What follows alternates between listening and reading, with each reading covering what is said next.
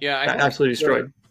the funniest part of this game that really just tells you everything you need to know was DK Metcalf blocking. There was one play, I don't know if you saw it, that went viral, but he's just like walking, holding on to the dude, pushing him backward. It was like he looked like a dad among boys, like at a JV game or something. Like he literally was like me holding Jack from going somewhere he shouldn't be going, and Jack's so 2. bad. So like, I don't know who that Falcons player was, but he needs to quit. He needs to go to the gym or something. I don't know, man.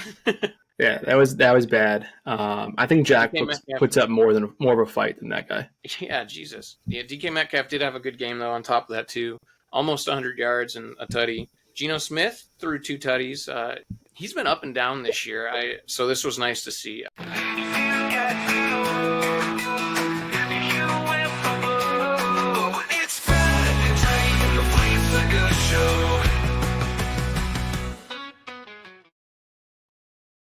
What's going on, everybody? You are tuned in to another episode of the Flea Flicker Show. We're your hosts, per usual, Fred and Dre. Welcome, Dre. It's been a little bit since we last talked. Obviously, we didn't put anything out last week. We're both pretty busy, so got a lot going on in our lives. What's new? Not much, really. Just living life on the edge, in Kentucky. Doing in the things. Great state of Kentucky. In the eastern hills of western Kentucky. Is that it? Yeah. It basically. Or is it eastern Kentucky? It is. It's northeast. It's northeast. The song from what was the show? Raylan Givens. You watched that a little bit. Justified. Oh yeah. In the deep dark hills of eastern Kentucky. I gotta watch more of that. I've only seen like 3 episodes. Weirdly, my bloodline does go back to the deep dark hills of eastern Kentucky. My bloodline disappears in the ether after my grandparents, so I have no idea where it goes. That's how it works on my dad's side. But on my mom's side, it does go back to like the deep country of Kentucky. So my mom's side goes to Italy. That side did not like my dad. No, my parents' sides didn't like each other either. So what are you gonna do? Yeah, what are you gonna do? What are you gonna do? Anyway, excited to talk football. Hey, it's the first. It's one of the few weeks that LJ did not win. But we all came away with winning records this past week, and LJ is creating separation. So this past week, just to sum it up, you actually won this week. You went 11-4, but you tied Josh. So he's going to pop on for our predictions. You guys did tie at 11-4, which is pretty damn good. I came in second with LJ, tied for him there at 10-5. And then riding in the back of the pack, which seems to be a weekly regular occurrence there, Tyler, 9-6. Still had a winning record, but just not as good as the rest. Tyler likes to pick with his heart. I think that's his biggest problem.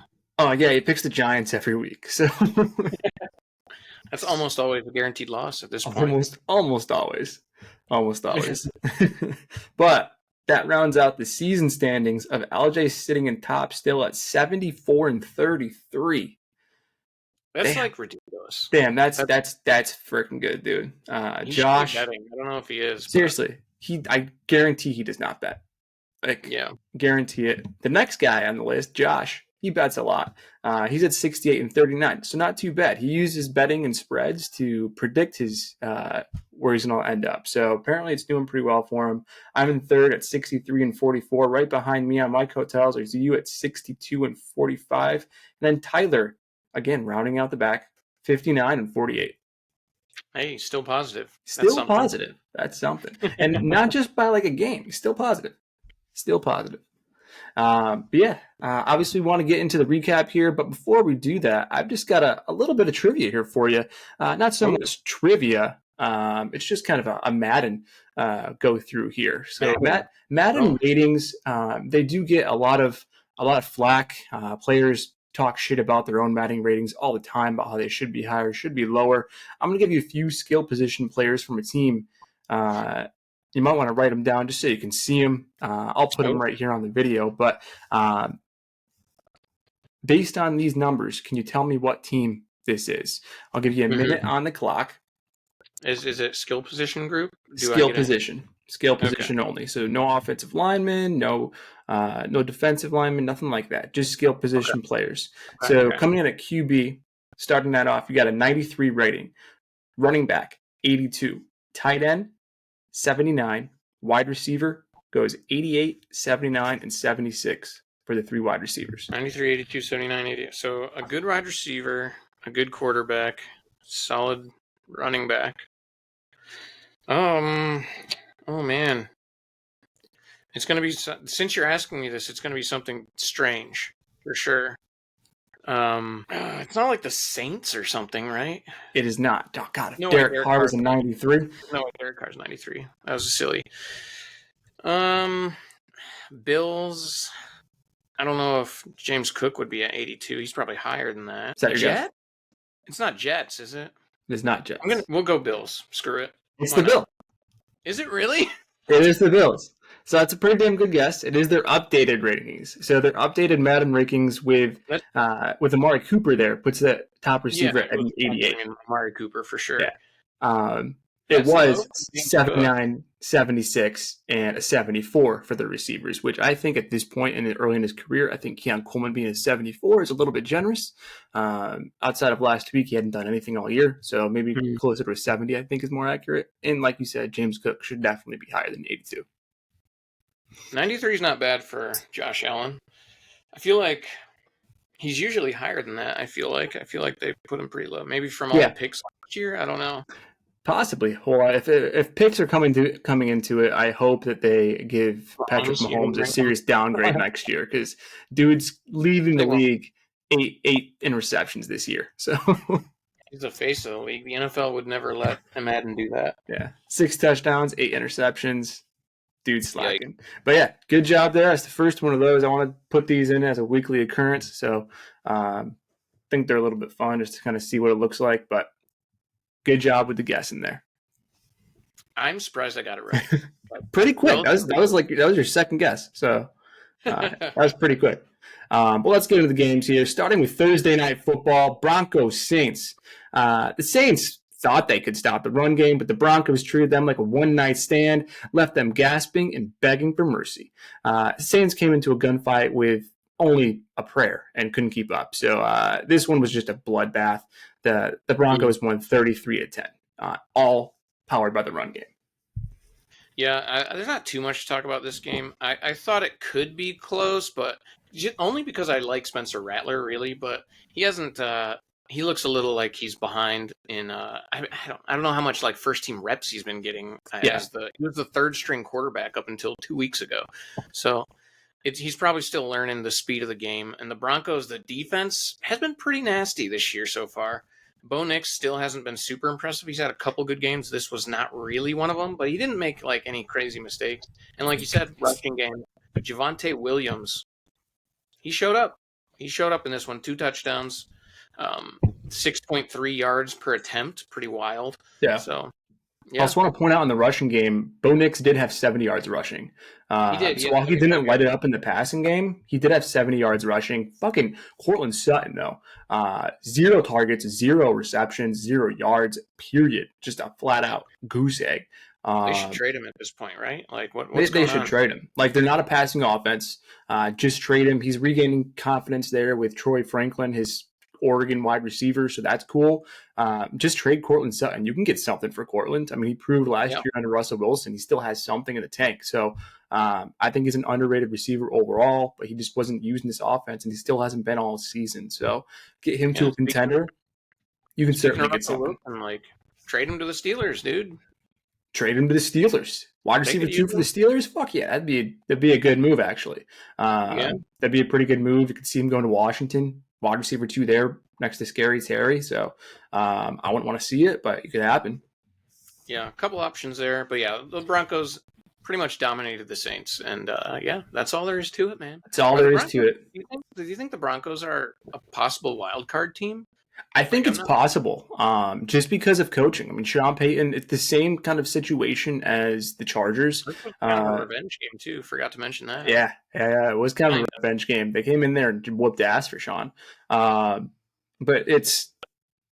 it's a similar situation to the Chargers. They're powered by their defense and just not turning the ball over. So even though Bo Nix is not lighting the scoreboard up, he's not turning the ball over every game, which is just what you're asking for in a rookie quarterback. They could definitely sneak in. But moving on, speaking of another blowout, this one happened across the pond. The Jaguars stomped the Patriots in London like they were a bad ex. No mercy, no remorse, and definitely no coming back from that. The Jaguars just took the Patriots to the woodshed in London like a bad tourist. They got lost and ended up getting their asses kicked in front of the whole damn city. Jaguars took this game 32-16, and the Pats just looked fucking lost. Drake May is on the rise in terms of a young quarterback, but there's only so much you can do when there's no skill position players outside of Hunter Henry, and the defense is just severely lacking. Yeah, the defense, I mean, I thought they were good at one point this season. They have proven that not correct. But yeah, Drake May he has been a boon for them at least. He's been better than Jacoby Brissett. They're letting him sling the ball around the field, and it's kind of fun to watch, but they're not going to win too many games doing it. Like you mentioned, Hunter Henry, Drake May's finding him a lot. I'm still waiting for Kendrick Bourne to appear. He's just coming back from injury, so they're still trying to ramp him up. And then he's also got a good rapport with Demario Douglas, although he was covered. He was blanketed in this game. So, or did he get hurt? He might have got hurt. He got hurt. Yeah, he had like 3.2 points or something like that in the first quarter, and then kind of got hurt and didn't come back, I don't think. But yeah, like you said, Kendrick Bourne should allow a little bit of spark to the offense, maybe allow them to stay in games a little bit longer. But if you are needing and strapped for a quarterback, these two first guys mentioned here, these two rookies, could be that option for you. Both guys have put up games over 20 points in at least the last two games or two of their last three. So both guys are options. The quarterbacks, is that what you said? Yeah, Bo Nix and Drake May. Yeah. I think the Pats do have some pieces. Their O-line needs a little work, and like you said, the defense. But I think fans can be at least somewhat happy to see what's going on there. I think you can be optimistic for Drake May. More optimistic than the Giants, I'll tell you that. The Giants won. I suppose I should talk about them. Tank Bigsby, he looks like he's like, are they going to trade ETN? Like, I don't know. Keep both? Two men on the field that can go down the field? Yeah. Do a little thing similar to the Lions. But Thomas, too. I think I know you kind of hate the Jags, but I think they can compete. They've won a couple now. They're not great, but I think they can win some games. I think they can compete against a team that doesn't have a good defense or doesn't have Patriots. Let's because they can put up points on a team that doesn't have a great defense. But if a team has a good offense, there's no way they're staying with them because they can't stop anybody. I mean, the Patriots have a terrible offense. They still put up 16. So, I mean, it's not like they're shutting them out. Yeah. The Jags, though, they do have some pieces there, too, talking about Bigsby and Brian Thomas. So there's stuff to like there, too. Trevor Lawrence should be playing better. He's still not. He did good in this game, but, like, he's getting paid like he should be elite, and he has not been anywhere near that. So Facts. Yeah, let's move on, though. Enough beating that one like a dead horse. Lions, Vikings. This one was a fucking great game. The Lions beat the Vikings with the last-second field goal like a slick con man pulling off the ultimate heist. Sorry, Minnesota, but you just got your hearts ripped out and served on a silver platter. So the Lions in this game, I said they got their hearts ripped out. They got their knees bit off. So that's more like it. It's a Dan Campbell thing there. So 31-29. This was a very good game. Like I said, came down to the wire. These are two playoff contenders, two Super Bowl potential contenders here. You should see some playing, at least one more rematch with them this year. You could see a playoff rematch between them as well. Oh, yeah, for sure. This was a really fun game, like you mentioned. I think just about everyone that you thought could get in on the fun got in on the fun. Except for Sam Laporta. Except Sam Laporta's been just nowhere to be found all year. I had to pick up Hunter Henry this week just because Laporta is so bad for some reason. He's just not getting targets. He's not like nothing's happening. I don't know what the problem is, to be real. When he gets targets, he does something with them, but he just doesn't get targets, especially in the red zone, which is crazy because he's tight end. But he's hurt me in a couple leagues as well. Yeah, the Vikings, on the other hand, their tight end is still injured too, TJ Hawkinson. Maybe when he comes back, he'll be the best tight end in the league. Who knows? Yeah, he was supposed to. I saw like speculation he might have been back this week, but I just don't think they're rushing him back because they've been so productive. So, no need to rush him back until he's fully healthy. Hopefully, when he comes back, he's a force to be reckoned with there for them and can go right back into form. I think he will be, and I'm going to be excited to see it. Sam Darnold finally. I don't know if it was his first pick, but he threw a pick in this one, and the Vikings finally lost the first game. Has he? Yeah. He used to be known for slinging picks all over the place. So, I mean, that was a hell of a year for him so far. Yeah, hell of a year. Yeah, let's move. I hope to see more of those two teams. They're both fun to watch. Let's move to Titans Bills in Buffalo.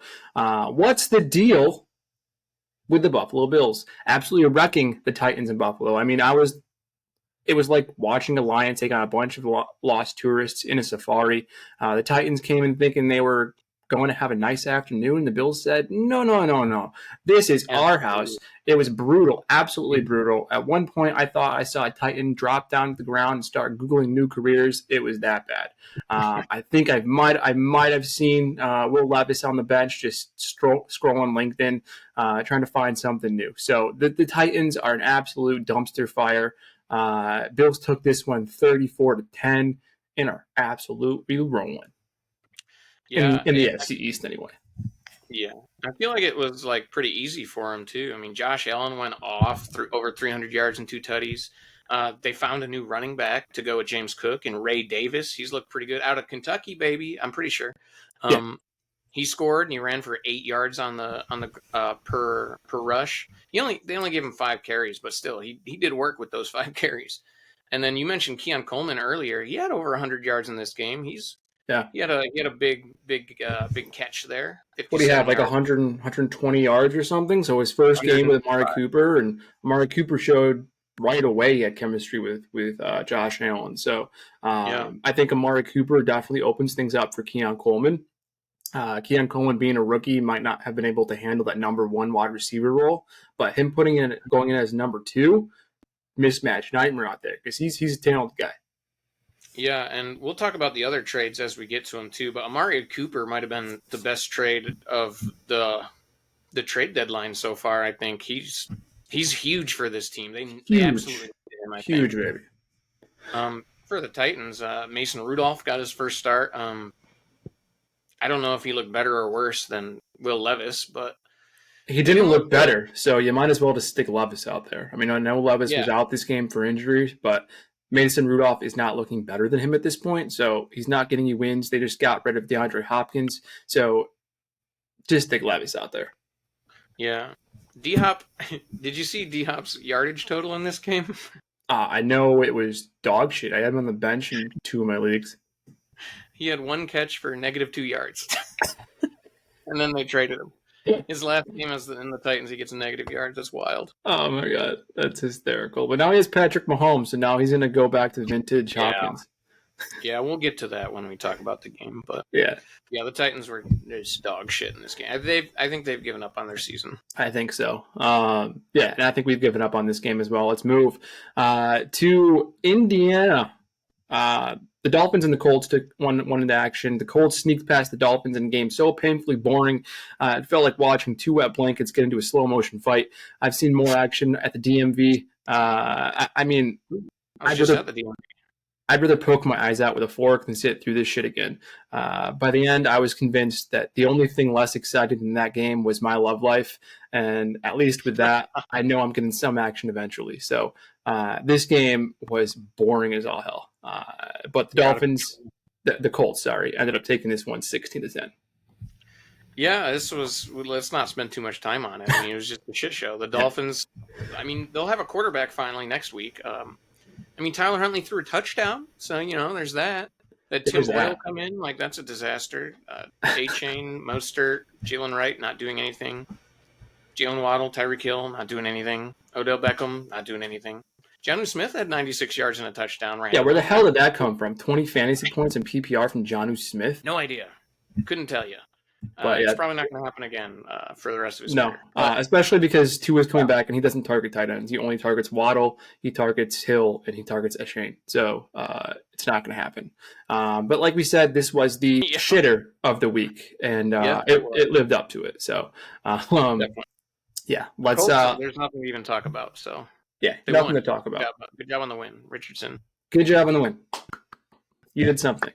But I at this point, I think you might want to keep losing. So, tank on. Tank. Anyway, let's move. Seahawks, Falcons.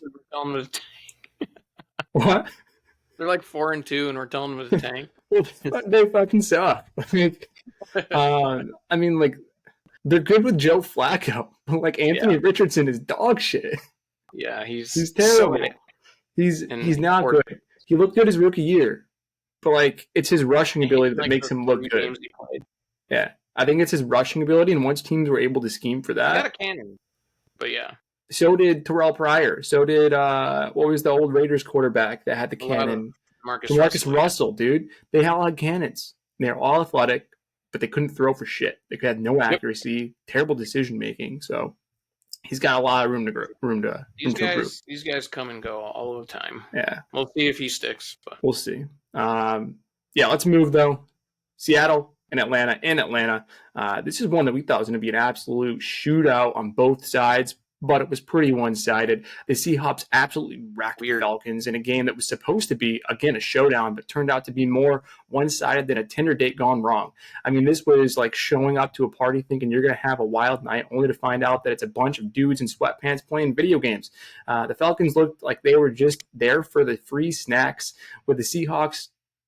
Well, the Seahawks were throwing down like they were at the Super Bowl. By the end, I half expected the Falcons to just pack up and leave. Like, we're done here. Anyone want to go get pizza? It was terrible. No one showed up besides Bijan for the Falcons. He was literally their whole offense, and they had no defense. Yeah, it was in Atlanta, I think, wasn't it? Yeah. That's crazy. Yeah, absolutely destroyed. The funniest part of this game that really just tells you everything you need to know was DK Metcalf blocking. There was one play, I don't know if you saw it, that went viral, but he's just like walking, holding on to the dude, pushing him backward. It was he looked like a dad among boys, like at a JV game or something. Like he literally was like me holding Jack from going somewhere he shouldn't be going. And Jack's too. So like, I don't know who that Falcons player was, but he needs to quit. He needs to go to the gym or something. I don't know, man. Yeah, that was bad. I think Jack puts up more of a fight than that guy. Yeah, Jesus. Yeah, DK Metcalf did have a good game though. On top of that, too, almost 100 yards and a tutty. Geno Smith threw 2 tutties. He's been up and down this year. So this was nice to see. I love Geno Smith, as you know. He leads the league in passing. Leads the league in passing still. Kenneth Walker had 2 TDs in this game, and every single week, DK Metcalf is one of the top players for missed points. He's always missing like 12, 14 missed points every single week. That's not ideal. So that's points that are called back for a penalty, points that are he just failed to drag one toe. It doesn't really matter what the reasoning is, but he seems to be up there every single week. That's wild. They needed this win, though, to stick in that division right now. They're trying to win it, man. It's wide open. The Falcons, on the other hand, Kirk Cousins had a rough game, threw 2 picks. He did good yardage-wise, I suppose. But, yeah, those 2 picks really cost them. And I just don't know. The Falcons are, like, up and down, too. These are 2 teams that are both, like, possible wild card teams that I don't think are Super Bowl contenders. So No. I think the Seahawks are better than we expect them to be, and the Falcons are worse than we thought they'd be. Yeah, I think that's a fair assessment. Moving on, 2 teams that we thought were going to be a shootout. It wasn't quite a shootout, but it was super close. Came down to the wire. Texans, Packers in Green Bay. The Packers snuck out a win over the Texans with a last-second field goal, and let me tell you, it was like watching a guy pull a rabbit out of his ass at a magic show. Everyone was shocked, and the Texans were left standing there like, what the hell just happened? What did I just watch? I mean, the Texans thought they had it in the bag, and then boom! Jordan Love and the Packers hit the field goal, and They're trying to save a dying relationship. Just one last desperate attempt before it all goes to hell. No, it's not going to go to hell. Packers are a pretty damn good team. They're going to have a pretty good season for the rest of the year. Jordan Love is a good quarterback. He's like, I feel like now that we've seen like a year and a half of him playing, I think I'm comfortable saying that he's like a pretty like solid mix of both Brett Favre and Aaron Rodgers. Because he's more of a slinger like Brett Favre than Aaron Rodgers was, but he's also smarter with the ball for the most part than Brett Favre ever was. But he's also got legs neither of them did. So unless the defense does let up points and he has to play from behind, he can tend to be pick happy there because he does try to air it out a bit. But if he stays within himself, he definitely plays pretty smart. I just hope he doesn't go down the career path either of them have gone down. Hey, they both won Super Bowls. Man. They both did win Super Bowls. I mean, like post NFL. Post NFL for Brett Favre and Aaron Rodgers, decrepit ass, trying to still contend. Well, see, I think Aaron Rodgers, who the hell knows what he's going to do after the NFL? He could do literally anything, and I would not be surprised. He could run for office. I wouldn't be surprised. He could be hosting Jeopardy. Not surprising. He could open up his own fucking weed empire, and I would not be surprised. I can see that one. Literally anything. I wouldn't be surprised, man. Yeah, I don't know. Funny dude to me. I know a lot of people hate on him. But funny guy. He's an interesting guy, to say the least. Very interesting, yeah. I still remember when he dated Shailene Woodley. That was so random, dude. This is my girlfriend, Shailene Woodley. But I also wanted to mention on the Texans, C.J. Stroud had probably the worst game of his career. He did terrible in this game. He couldn't get the ball moved at all. He hasn't been great this year. Which is weird. They have so many pieces for him now that he didn't have last year. I mean, he doesn't have Nico Collins right now, but he's not getting Dalton Schultz involved at all. Joe Mixon, though, accounted for... led the team in receiving in this game. That's crazy, and it wasn't a lot. Yeah, One catch, 28 yards. Led the team. Joe Mixon accounted for 69% of the offense for the Texans. He had a good game. They literally need him, I think. Yeah, I think they do as well. Moving on, though, don't want to talk too much about that one. The Bengals-Browns. This is a game that had some exciting aspects about it, depending on what end of the spectrum you're looking at. The Bengals took care of business against the Browns, and Diddy Watson got hurt again. What a shocker. I mean, watching him out there is like trying to decipher a Diddy album. Something's off, but you can't quite put a finger on it. One minute he's dancing in the pocket, and the next he's on the ground like he just got hit by a bad boy curse. At this point, the only thing more suspect than his play is the choices he makes for massages. It was very well known that Watson was having his issues, and this may very well be his last snap.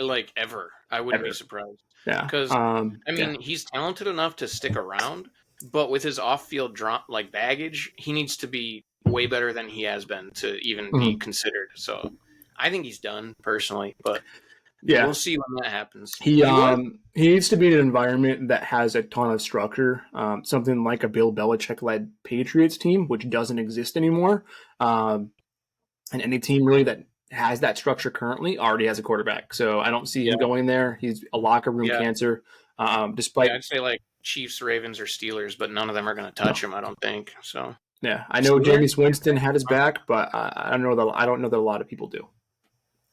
Yeah, no, I don't either. I will say he was having a pretty solid game before he got hurt for once. Which maybe that's the gods no, you can't do good. You can't do well. I will say Cedric Tillman.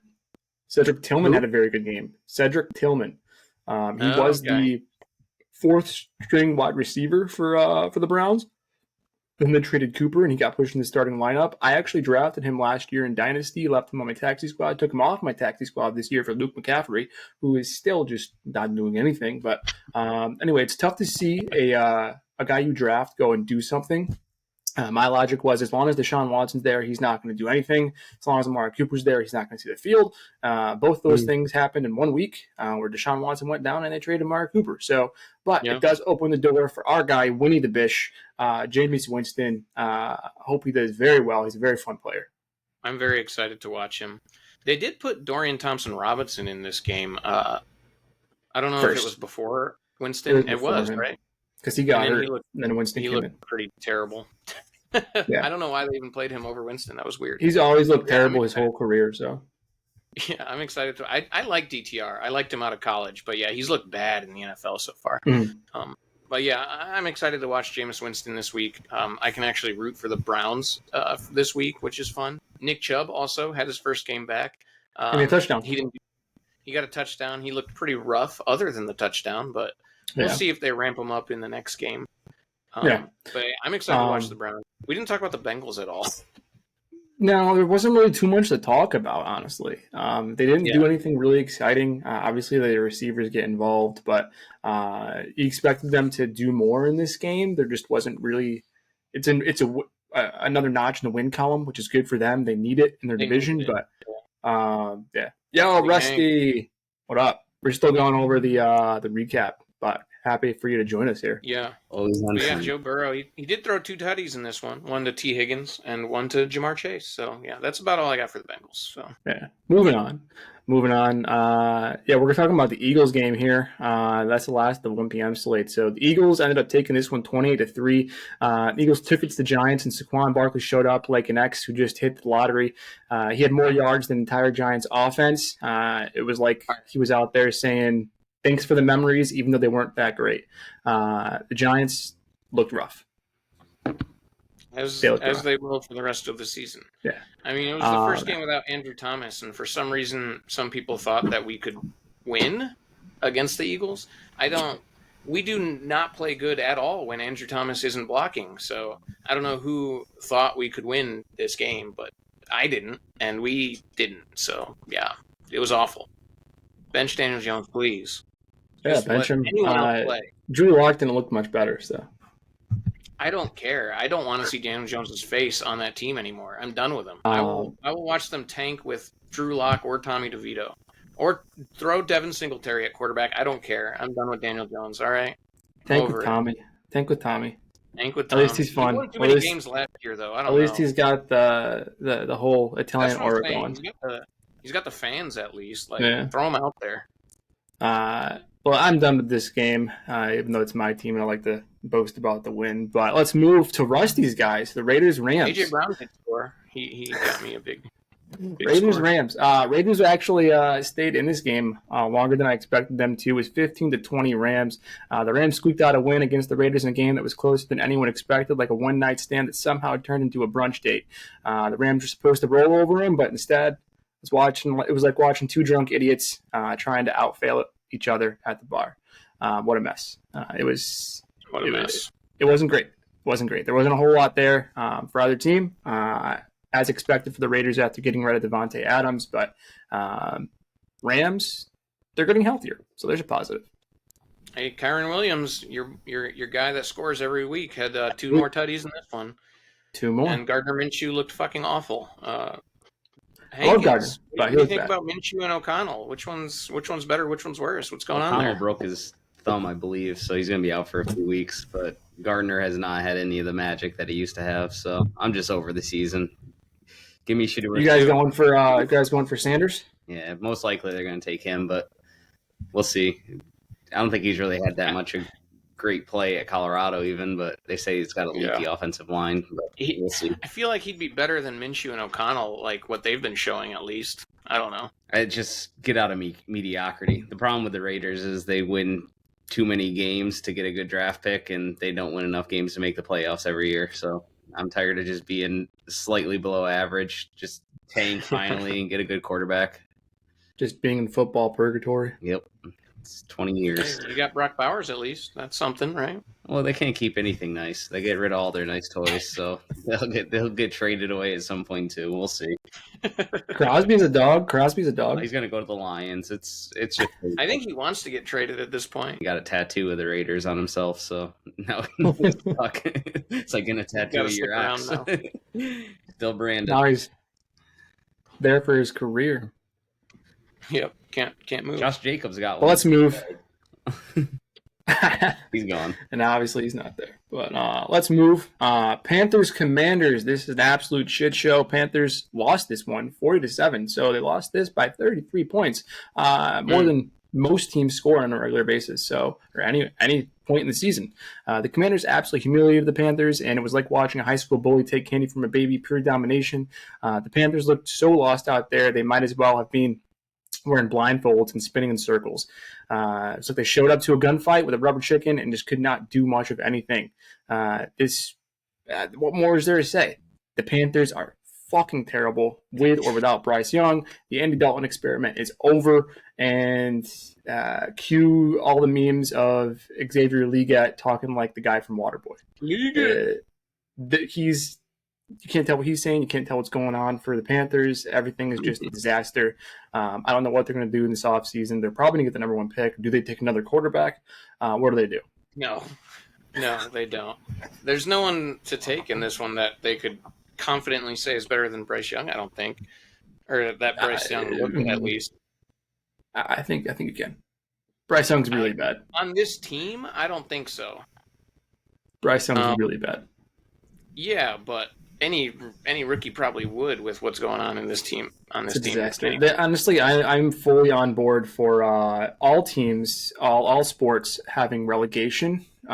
So how about instead of the Panthers being the Carolina Panthers, they just go to the CFL or something, and then we just bring the Toronto Argonauts or something and have them take their place. They'd probably be better. There's no shot they would be better. No way. But I think it's kind of funny that they're switching from Dalton to Bryce just because of the stat line in this game. Because Bryce Young was 2 for 2 for -4 yards in this game passing. It's going to be a disaster. The whole season is going to be over. At this point, the new coaches look just about as bad as the old ones. So I don't know. Maybe he'll just fire everybody again there. I don't know. Talking about the Commanders a little bit. Your boy Marcus Mariota was looking pretty good out there for the Commanders. He's not my boy. Dude, he was an Eagle last year. He's your boy. For one season, and he never played. You love him. He played a little. I saw him out there throwing picks. He stood out there, and he didn't play. Did he? I thought he played one or two games. Hey, he participated. He didn't play. Maybe I'm thinking of the preseason. Mariota's trash, and he actually looked good in this game, which says a lot about the Panthers. It says a lot about the Panthers, indeed. Scary Terry did good. Did Jaden Daniels get hurt? I didn't see this hurt game. His ribs. Yeah, he hurt his ribs. Do you know if he's going to be playing? He's week to week. He's week to week, yeah. But the Chiefs-Niners, the next games. Let's move. Chiefs-Niners. The Chiefs took this one 28-18. The Chiefs beat the 49ers, and it's like they've got a secret playbook written in invisible ink. Somehow they always find a way to win. It's like watching a magician pull a rabbit out of their hat, except the rabbit is just another touchdown, and the hat is the 49ers' hopes and dreams. The 49ers must be wondering if they accidentally signed up for a magic show instead of a football game, because the Chiefs somehow always pull it out. They might as well play with Patrick Mahomes, one hand tied behind his back and blindfolded. Hell, the refs are blindfolded every game, so might as well blindfold Mahomes too. Do it up. The two quarterbacks that were in the fucking Super Bowl last year combined for 0 touchdowns and 5 interceptions in this game. So that's fun. Yeah, and the Niners lost Deebo Samuel. The Niners lost Brandon Ayuk. They got Ricky Pearsall in for his first game as a rookie after getting a shot. So at least that's a positive. Team next week, right? Who else is there? I don't even know. Jawan Jennings. He had that 175-yard game early in the season. That's true. That's a good point. Kyle Eustace? Yeah. I don't know. Is that his name? Justice? Eustace? I don't know. Juszczyk? Are probably going to miss the playoffs at this rate. Patrick Mahomes always seems to pull it out, and Andy Reid, best coaching in the NFL. Kareem Hunt pulled this game out. It had nothing to do with Pat Mahomes, I don't think. Kareem Hunt had a fucking day. And now they got DeAndre Hopkins, though. So at least he has, for Kansas City fans, at least he has someone to throw to now. Must be nice. Yeah. Anyway, let's move. Jets-Steelers. Steelers took this one 37-15 in a game that the Jets looked absolutely lifeless when we thought they would actually show up and do something. The Steelers took it to the Jets, and while Russell Wilson is corny enough to make a Hallmark movie look edgy, he somehow outperformed Aaron Rodgers, who's looking more more washed up than a bar of soap in a college dorm. So Aaron Rodgers is looking rusty, and he needs to step out. Hey, Russ has more Super Bowl wins than Aaron Rodgers too, so he's beating them everywhere.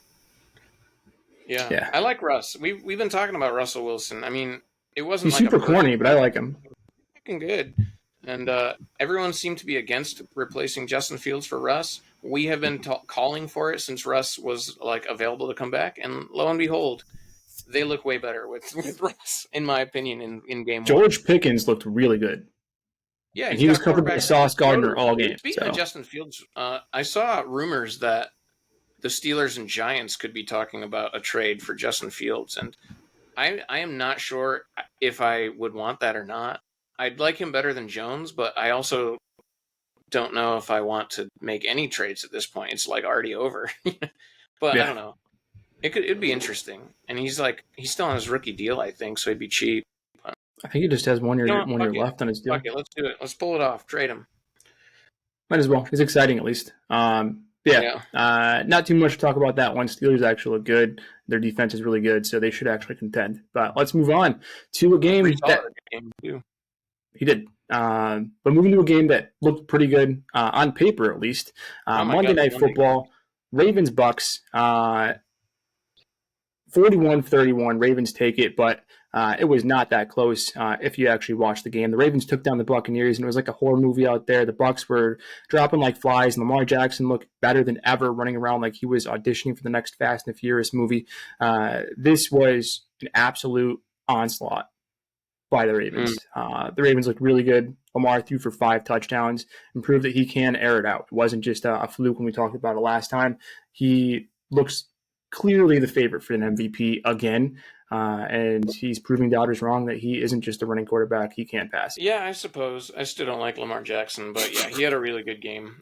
Derrick Henry was really good. Rashad Bateman had a big game with him. Mark Andrews scored twice, where he's been nowhere to be found all year, so that was nice for him after I have gotten rid of him, but, whatever. That's how it works. The Ravens look like a Super Bowl contender right now. The Buccaneers didn't look bad, but the biggest thing to take away for the Buccaneers in this game was, of course, the loss of Chris Godwin. He dislocation of, what was it, his hip or something? Ankle. Knee, maybe? Ankle? Yeah. Dislocated his ankle. Season. And, probably out for the season, and Mike Evans is out through their bye week of Week 11. So it's going to be a tough sled for them over the next few weeks. But my boy Sterling Shepard's going to get some tread, so there's that. Pick him up in your leagues, baby. Fantasy King, Sterling Shepard. Yeah, that's all I got. I love you, Baker. That's all we got. Moving to the final game, my last Monday Night Football game. I hate the two game slate. Cardinals Chargers. The Cardinals barely squeaked by the Chargers, and watching this game was like watching two drunks trying to leave a bar. I already made a reference similar to this, but lots of stumbling and slurring around. But somehow one of them made it out the door, and it happened to be the Cardinals in this game. 15-17. Neither team looked good, but a win's a win, and that's pretty much it. No one looked great in this game at all. Yeah, James Conner went for over 100. There's that, I guess. Herbert threw for over 300. I mean, he was getting the ball thrown around the fucking gridiron there, so that's something. Yeah, boring game for me. Boring game. Anyway, that's a wrap on the recap. Another episode. Check us out on Instagram at Flea Flicker Show. Make sure to like, subscribe, or follow wherever you get your podcasts. And until next time. Peace.